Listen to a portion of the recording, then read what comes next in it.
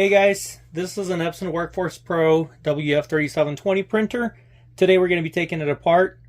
The reason for doing so is just showing you how to take parts off of this printer or how to access inside of the printer. So don't forget to subscribe and like, and let's get right to it.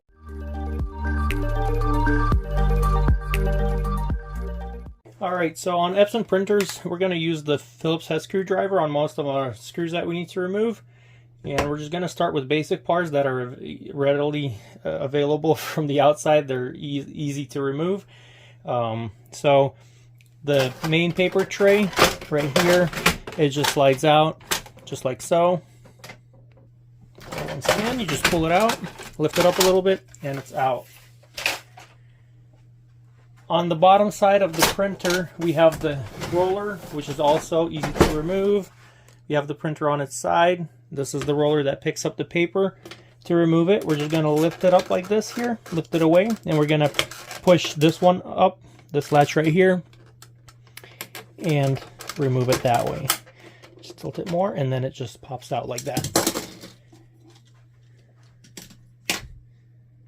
Now we're at the back of the printer. This is our duplexer unit. You're just going to push these in and pull the duplexer unit out. Have that. Now at this point, we're just going to go ahead and remove the side panels. There's a right side panel and a left side panel. We're going to use a Phillips head screwdriver, like I said, and remove some screws here. So the first is right here. As soon as you remove that screw, you can see that this one just slides out like that, clamps in at the bottom, and has the screw here that we just removed. Let's go to the top here. We have the cover open. We have a screw right here. Gonna remove that one.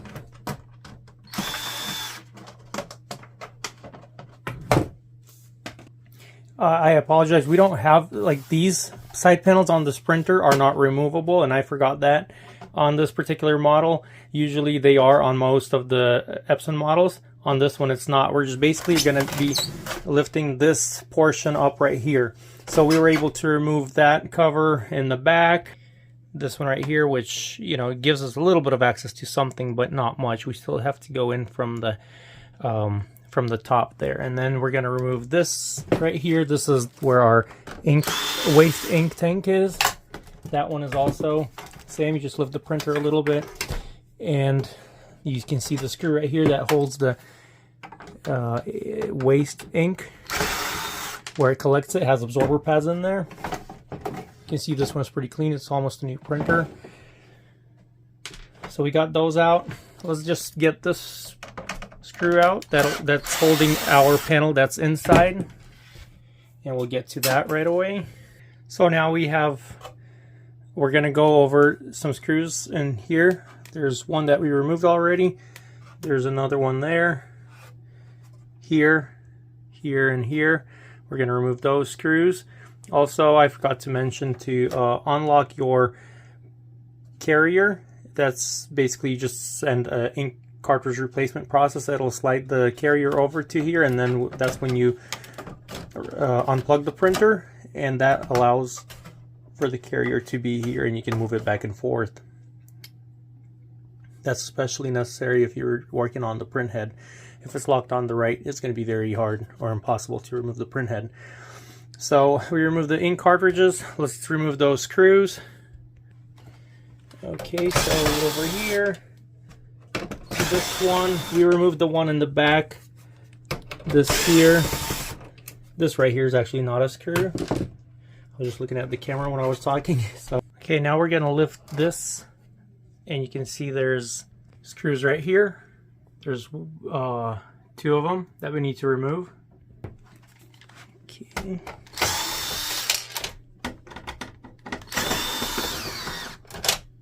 There's one or two screws at the very back. For that, we need to lift this one, this top cover fully. So what we're gonna need to do is we're just gonna take this screw out. Save it because it's different from other screws that you have. It has like a washer on it. And then we're going to close it to almost full, and then we're gonna pull it out here, just like so. Now carefully pull it all the way back and open it all the way, just like that. You can see that gives us way more access, and of course the access to the screws that we really need to remove in order to get this panel open. So same, Phillips has screws, I mean, and hopefully now just go ahead and lift it out. It's not connected by anything, so just go ahead and remove that. And the awesome thing is now you have this access to everything here. You have access to your timing strip that's right there. It's running behind here. You have some sort of access to the main board. Your the control board connections are right here. If you need to check that, it connects to the board right there. If you are thinking that there's stuff in here that you need to remove, such as loose paper pieces or something like that, that's giving you a problem with your printers, then this is the way to do it. So you don't really have to remove any of the stuff that we removed first, like tray or anything, or the roller, but you can just get started on removing this spring support spring or whatever, and then removing this panel right here. So just a reminder, there's a screw in the back that we removed from the back. Then it's time to go ahead and open and then remove all the screws here, and the screws under, 2 screws under the control panel here. Okay, let's keep going. So this top cover, you can see that it's ready to go out as soon as when you're at this point, and you can find this the wires that are connected from this to the main board. So go ahead and find them and disconnect them. So this one just pulls out upright, and then this one, it's clamped in, and then it pulls out. So when you put it back in, you have to put it in and then clamp it back on. You'll see the clamp in there. Then this white cord right here. Then we have this ground wire. It is there should be, oh no, it just slides in. Sometimes there's a screw under the tape. This one just slides in and out, so that's easy. All right, and now I think we have disconnected all the wires to the top portion. So now we can go ahead and just lift it up and remove it. So this is the top cover with the ADF cover in here, ADF roller. This is the ADF tray. ADF stands for automatic document feeder, and this has the scanner unit inside of it. So the scanner module is in there. Let's go ahead and remove the control panel here. We're going to remove a screw that's right here. There's 2 screws. You just need to remove, I believe, both of them. Both of them on the right side, then one right here. And then we're going to disconnect it right there. Loops around in there. Just going to go ahead and lift that up. And this is our control operation board for this printer. Just keep these hinges together. This is the main, the power supply right here. You can just disconnect it there and remove it like that. So we have a video on how to remove the printhead. We're just going to go over it again real quick. So we'll need to remove this piece right here. It's the card reader, chip reader for the cartridges. So we're going to press in here, and then we're going to kind of pull this latch right here. That lets us remove the right side of it. On the left side, you will find this hole right here. Just press in there with a small screwdriver, and you will see that thing pop up. And as you pull it up, you will see that it's connected, so be careful when you pull it up. You see how it loops around there. Just make sure you disconnect it and remove that. Now we have this cover right here. It's usually just little clips right here. You can just push it to one side and it'll unclip. It's very loose in there. because it's covered by another one. So now we have the 3 screws exposed. So we're going to take a Phillips head screwdriver. Very simple on this model. It's very cool, and it's a very good print head. So you have that. And then we're going to pull it up. Just like so. You can sometimes use the wires to do that. There's a connection on this left side and another one on the right side, and just pulls out. This is what the print head looks like on the bottom there.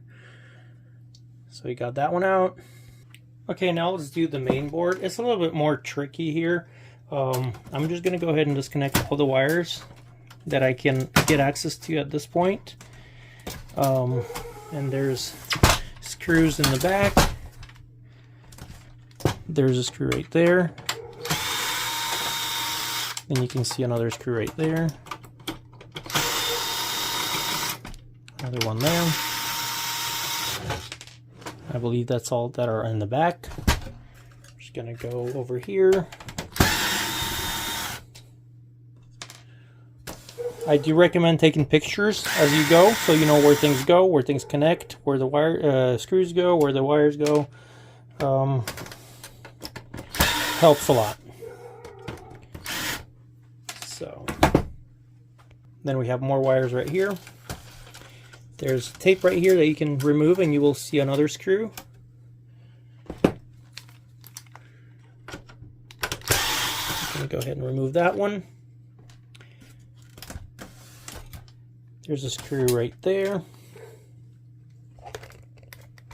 Show you a better view, that one there. Okay. Let's go ahead and disconnect any other wires that we see here. These must be the printhead wires there. There's another sensor wire. These here.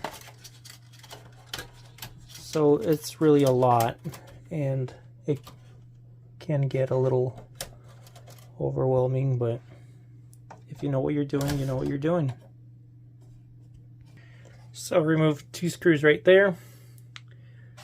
We had 1 screw right there. Then there's also a screw on the bottom here.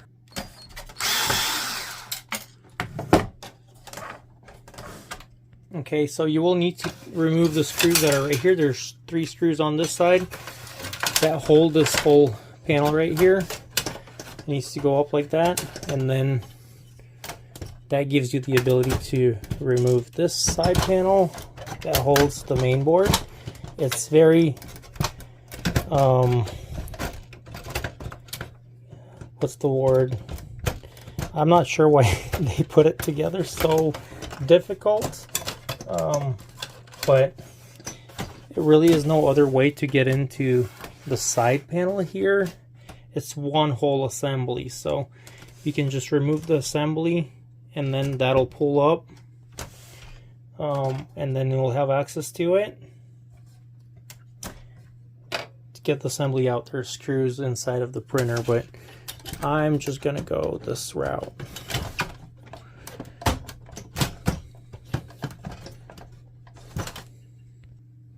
I'm just going to wiggle it out of there. The other thing you might want to check is make sure that all the wires are disconnected. You don't want to break any wires. There we go. So there are some connections on this side that you may, like I did, I just bent some by pulling it, but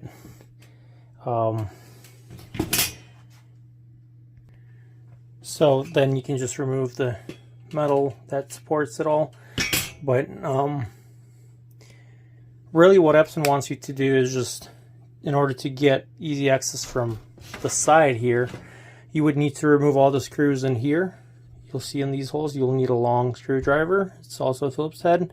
Remove the brackets, and then just lift this whole assembly, and then you'll be able to lift the whole inner assembly out, and that's when you're going to have access to this here and everything else. So I'm sorry I wasn't a very good example with removing this board on this particular But just wanted to show you how difficult it is if you're trying to replace it. It is a lot of work, and it is more work than what I showed in order to get to it. And that's for the main board.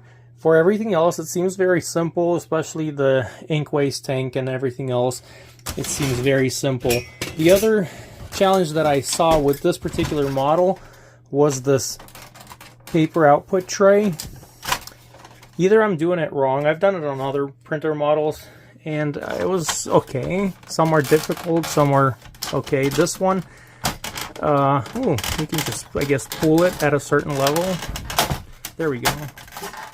And it just removes.